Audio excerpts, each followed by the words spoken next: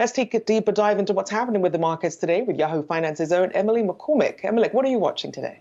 Well, Rochelle, as you mentioned, it's been a tough day to start the week off. Of course, it is only Monday, but if these losses hold, this would mark the S&P 500's sixth consecutive weekly loss. Now, taking a look at where the index is trading currently on an intraday basis, down about 2.5%, and it is also trading at its lowest level so far of 2022. If you can take a look here on a year-to-date basis, down about 15.5%. Now, a similar story, if we take a look at the Nasdaq composite, of course, on an intraday basis, seeing these tech shares really getting battered.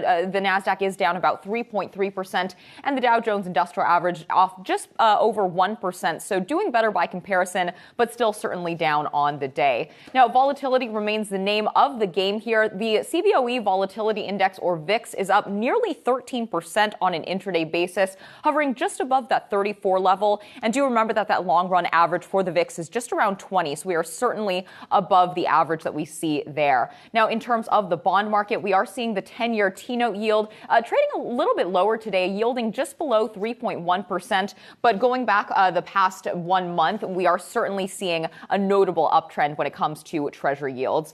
Now, taking a deeper dive into the tech sell-off that we're seeing here, this is the Nasdaq 100 on an intraday basis. You can really see these mega cap tech stocks coming under a lot of selling pressure, names like Apple and Amazon. Though when we take a look on an equal weighted basis, you will see one trend at least starting to stick out when you see the names in the green here. Names such as Kraft Heinz, for instance, up about 2% on an intraday basis, as well as Keurig Dr. Pepper and PepsiCo, each up by more than 1%. So we are seeing a little bit of outperformance in those consumer staples. And turning over to the sector performance in the S&P 500, that's exactly what we're seeing here. The consumer staples sector, the only one in the green this afternoon. Whereas on the flip side, we are seeing energy, the big underperformer, with that sector down about 7%.